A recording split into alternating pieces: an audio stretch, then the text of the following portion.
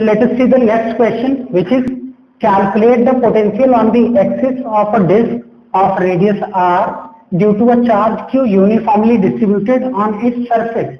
Right? So एक disc यहाँ पे गिवन है जिसकी रेडियस कैपिटल आर है. इस डिस्क का साइड व्यू देख रहे हैं हम. अगर इसका फ्रंट व्यू देखेंगे तो ये डिस्क सर्कुलर फॉर्म में होगी और इस पे कोई क्यू चार्ज डिस्ट्रीब्यूटेड है throughout the area. Right? Q charge distributed है throughout the area of the disc. Right? And the distribution is uniform distribution. Right? तो इस पे जो चार्ज डेंसिटी होगी that will be surface charge density. So we can calculate the surface charge density of this disc. Right? तो sigma से represent करते हैं surface charge density equal to total charge divided by the surface area. Surface area is pi r square. Right? तो density हमें पता चल गई. Now what we have to do? We have to calculate the potential on its axis. Axis कहाँ होगी? अगर ये disc है तो इसके सेंटर पॉइंट से पास होने वाली जो एक्सिस है उसके किसी पॉइंट पे पोटेंशियल की वैल्यू कैलकुलेट करनी है. So suppose this is the axis and I am considering any point P which is at an axial position of x from the center. Right? x distance पे ये point consider कर लिया है. अगर इसको हम front से देखेंगे तो ये डिस्क हो गई, ये एक्सिस पे कहीं पॉइंट होगा. राइट? x डिस्टेंस पे. और यहाँ पे हमें इस डिस्क पे जो चार्ज है उनकी वजह से इलेक्ट्रिक पोटेंशियल कैलकुलेट करना है इस पर्टिकुलर पॉइंट पे. राइट? तो ये कैसे कैलकुलेट करेंगे हम? Late us see. सो अगर हम किसी एक यूनिट चार्ज को पिक करें यहाँ पे. राइट? और इसकी वजह से यहाँ पे पोटेंशियल देखें तो वो किन चीजों पे डिपेंड करेगा? हमें पॉइंट चार्ज की वजह से जो पोटेंशियल किसी भी डिस्टेंस पे, सपोज आर डिस्टेंस है, यहाँ पे पोटेंशियल हमें निकालना है इस क्यू चार्ज की वजह से. तो उसका फॉर्मूला जो होता है V equal to 1/4 pi epsilon not and Q by r. That means ये पोटेंशियल वैल्यू इस पॉइंट पे यहाँ पे प्रेजेंट चार्ज और इससे इस पॉइंट की डिस्टेंस पे डिपेंड करता है. Right? Means in individual point charges की जो डिस्टेंस है इस पॉइंट की वो डिफरेंट है. सपोज कोई पॉइंट यहाँ पे है, इसकी डिस्टेंस ये कुछ हो गई, let it be y. Right? कोई दूसरा चार्ज है उसकी कुछ और डिस्टेंस होगी, अलग अलग चार्जेस की और डिस्टेंस होगी. सेंटर पे जो चार्ज होगा उसकी x डिस्टेंस होगी. राइट? मींस डिफरेंट डिस्टेंसेस पे हैं तो सभी की वजह से डिफरेंट पोटेंशियल्स होगा. तो हमें हर एक इंडिविजुअल चार्ज की वजह से पोटेंशियल कैलकुलेट करना पड़ेगा, which is not possible by general method. Right? क्योंकि इनफाइनाइट चार्जेस हैं तो इनकी वजह से हम पोटेंशियल, इंडिविजुअल पोटेंशियल नहीं कैलकुलेट कर सकते हैं. So here we will use the method of integration. What is the method of integration? Firstly, we will take the element, right? And due to that element, we will write the potential. That will be the elemental potential. Due to that element, then what we'll do? We will integrate that element throughout this disk. उस element को इस पूरी disc के लिए integrate कर देंगे तो पूरी डिस्क पे जो चार्ज है वो कवर हो जाएगा उस इंटीग्रेशन के अंदर और यहाँ पे टोटल पोटेंशियल आ जाएगा. राइट? सो हम एलिमेंट कैसा कंसीडर करेंगे? वो एलिमेंट सिमेट्रिक होना चाहिए. वो सारी चीजें हम देखते हैं आगे.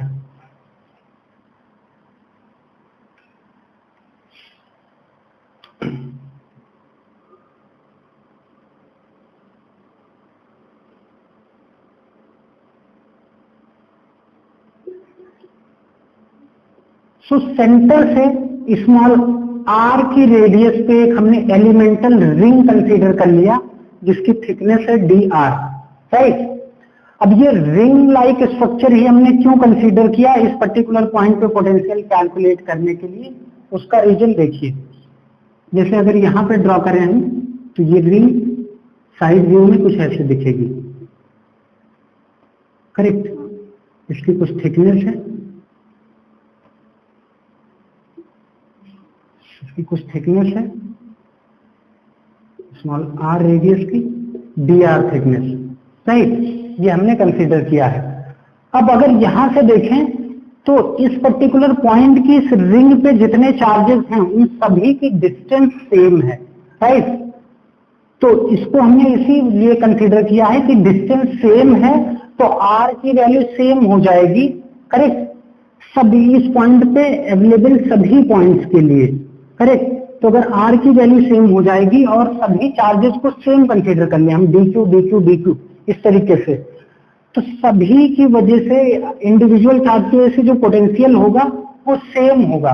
तो सेम पोटेंशियल्स को हम ऐड कर सकते हैं डायरेक्टली, ठीक है। तो अगर n पॉइंट चार्ज हैं तो total potential n into potential due to 1 point charge हो जाएगा, राइट। जैसे अगर मैं बात करूं कि ये पॉइंट चार्ज dq है तो इसकी वजह से जो पोटेंशियल होगा, सपोज y डिस्टेंस पे है तो 1/4 pi epsilon not into dq divided by y। इसी तरीके से दूसरे की वजह से भी उतना ही होगा, dq divided by y, dq divided by y, तो n टाइम्स होगा। मतलब उन सभी को अगर ऐड करेंगे तो वो total potential due to this elemental ring हो जाएगा, राइट। तो वो टोटल पोटेंशियल एलिमेंटल रिंग की वजह से उसको एक dv माना है हमने, एलिमेंटल पोटेंशियल, वो क्या हो जाएगा 1/4 पाई एप्सिलॉन नॉट और n times dq divided by y। अब n टाइम्स dq को हमने क्या मान लिया, q मान लिया। क्यों? क्योंकि हमने ये अज्यूम किया कि इस रिंग पे जो चार्ज है वो स्मॉल q है, सपोज पूरे डिस्क पे चार्ज है कैपिटल Q, इस रिंग पे हमने माना है q। अभी इसकी वैल्यू हम कैलकुलेट कर सकते हैं, राइट। तो ये एलिमेंटल पोटेंशियल हम लिख ले गए। अब क्या कर सकते हैं, क्योंकि r इसमें वेरिएबल होगा, r की वैल्यू 0 से लेके कैपिटल R तक इंटीग्रेट कर देंगे तो टोटल चार्ज कवर हो जाएगा इसमें और हमारा टोटल पोटेंशियल हो जाएगा। So let us see the method.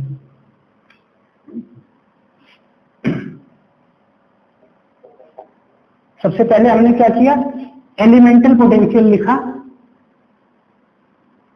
So potential due to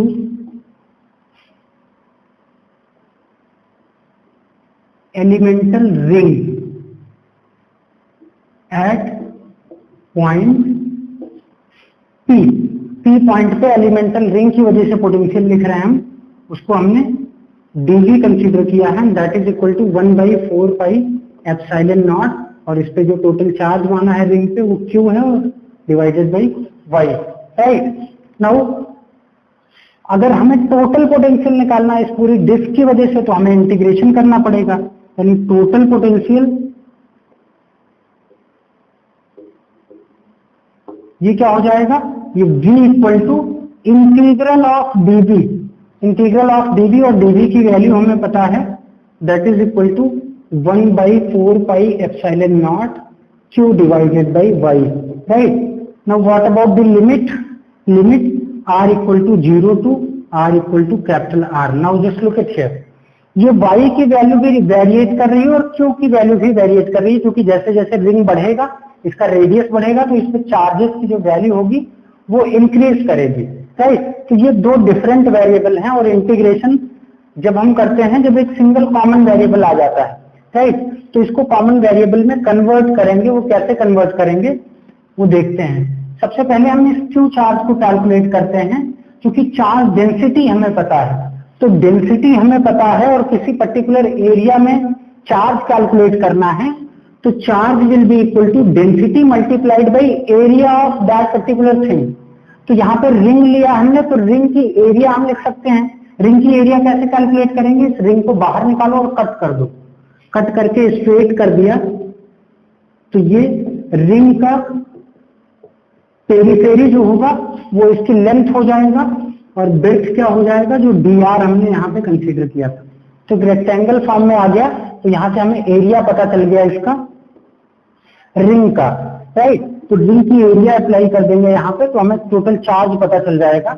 so the charge will be equal to q multiplied by 2 pi r dr। मतलब q की वैल्यू r के टर्म में आ गई। नाउ हमें y r के टर्म में पता करना है। तो यहाँ पे एक बड़ा सा ट्रायंगल दिख रहा होगा, that is right angle triangle, correct. ये राइट एंगल ट्रायंगल है, इसकी वैल्यू r है और ये वैल्यू x है और ये y है। y को हमने कैलकुलेट करना है r के टर्म में। तो यहाँ पे देख रहे होंगे राइट एंगल ट्रायंगल फॉर्म हो रहा है, y is hypotenuse, so y will be equal to root of r square plus x square, right. Means q की वैल्यू भी r के टर्म में आ गई और y की वैल्यू भी r के टर्म में आ गई, और ये x एक कांस्टेंट है जो कि फिक्स डिस्टेंस है। सो ये दोनों फंक्शंस r के टर्म में आ गए, तो ये इंटीग्रेशन हमारा इजी हो जाएगा क्योंकि लिमिट भी r के टर्म में है। So firstly we will apply these values in this equation, right. So let us C.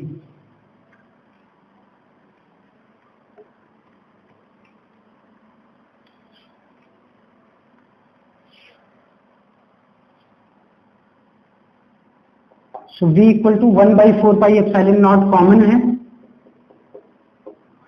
q की वैल्यू हमने अप्लाई कर दिया sigma into 2 pi r dr divided by y की वैल्यू हो गया r square plus x square का root, correct, and integral.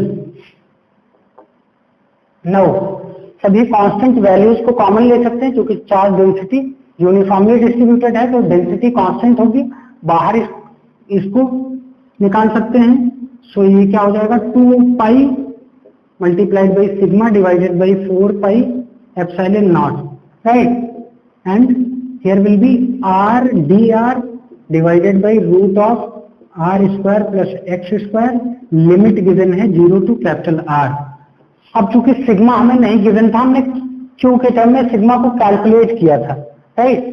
Sigma कैसे calculate किया था? सिग्मा की value capital Q multiplied by, sorry, sigma will be equal to total charge जो कि गिवन है और इसकी एरिया कितनी है पाई r स्क्वायर, राइट। तो सिग्मा की वैल्यू रिप्लेस कर सकते हैं जो कि कांस्टेंट वैल्यू है। So 2 pi sigma will be equal to Q divided by pi r square divided by 4 pi epsilon not r dr divided by root of r square plus x square integral 0 to r। इसको simplify करेंगे, ये पाई pi cancel out हो जाएगा, 2 से 2 यहाँ पे 4 cancel out हो जाएगा। सो ऊपर वैल्यू आएगी q, राइट, और नीचे वैल्यू आएगी 2 पाई एप्सिलॉन नॉट और ये r स्क्वायर आ गया, राइट। ये कांस्टेंट वैल्यू आ गई। नाउ यहाँ पे इंटीग्रल है 0 to r dr divided by r square plus x square. So ये r के फंक्शन में इंटीग्रल है, ये कांस्टेंट वैल्यू है। अब ये थोड़ा सा कॉम्प्लिकेटेड सा इंटीग्रल है, इसको कोई मेथड लगा के इंटीग्रेट करना पड़ेगा। So the method we can use here method of substitution. Mathematics में आप लोगों ने पढ़ा होगा मेथड ऑफ सब्स्टिट्यूशन, तो उसी मेथड से ये इंटीग्रल सॉल्व होगा, राइट। सो हम कैसे सब्स्टिट्यूट करेंगे, late us C.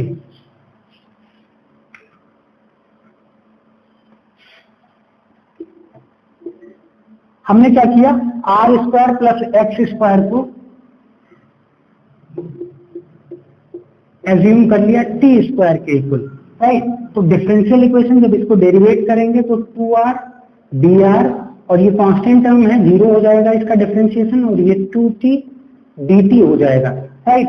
Now r dr equal to t dt आ गया यहाँ पे, करेक्ट। सो ये वैल्यू रिप्लेस कर सकते हैं हम q divided by 2 pi epsilon not r square integral r dr की value t into d t and divided by, यहाँ पे t स्क्वायर पुट करेंगे तो root and square will be manage और वैल्यू आ जाएगी t, और यहाँ पे देख रहे होंगे कि ये दोनों कैंसिल हो गया, ठीक है। सिंपल 1 इंटू डी टी आ गया जिसको हम इजिली इंटीग्रेट कर सकते हैं। Now what about the limit value, क्योंकि यहाँ पे वेरिएबल हमने चेंज कर दिया, वेरिएबल को चेंज करके t के टर्म में कर दिया, तो दो मेथड से लिमिट अप्लाई कर सकते हैं। एक तो पहले इंटीग्रेट कर लें, t के टर्म में एक्सप्रेशन आएगा और फिर से उस t को r और x के टर्म में ले आए, ये फर्स्ट मेथड। दूसरा, लिमिट को जब हम चेंज करते हैं, लिमिट को t के टर्म में चेंज कर सकते हैं। सो हम यहाँ पे लिमिट को चेंज कर रहे हैं, राइट। लिमिट को कैसे चेंज करते हैं, लेट अस सी।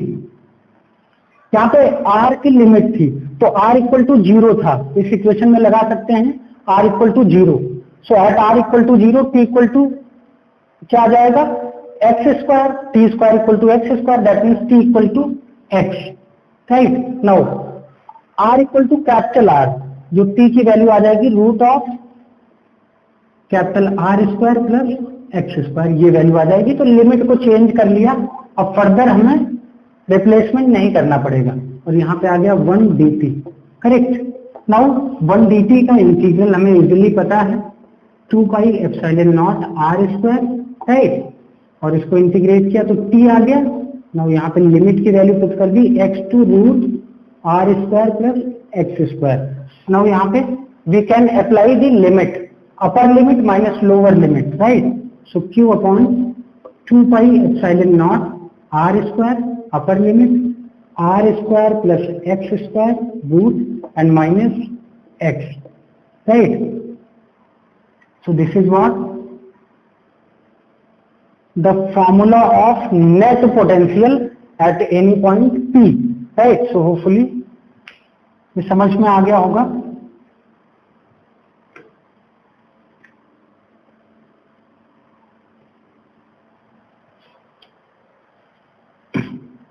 ये हमें एक जनरल फॉर्मूला आ गया किसी x डिस्टेंस पे. ना अगर अलग अलग पॉइंट्स पे हमें पोटेंशियल्स कैलकुलेट करना है तो x की वैल्यू को चेंज करते जाएंगे और अलग अलग पॉइंट्स पे पोटेंशियल आता जाएगा. तो यहाँ पे एक स्पेशल केस भी कर सकते हैं. स्पेशल केस में क्या हो जाएगा, अगर हमें डिस्क के सेंटर पे पोटेंशियल कैलकुलेट करना है तो x की वैल्यू 0 रख देंगे, ये पॉइंट कहाँ जाएगा, सेंटर पे आ जाएगा. Right. So special case I am taking at x equal to 0. So potential की जो वैल्यू हो जाएगी वो q upon 2 pi epsilon not r square, और जब 0 पुट करेंगे तो r स्क्वायर का रूट बचेगा और वैल्यू आ जाएगी r. एक r कैंसिल आउट हो जाएगा and the potential is q by 2 pi epsilon naught into r. एक सिंप्लीफाइड फॉर्मूला आ गया, but this is formula of potential at the centre of the disc. Right. General formula ये है हमारा. So hopefully this whole derivation will be clear. Actually these questions are standard questions and very much useful for competitive examinations. Right. So thank you.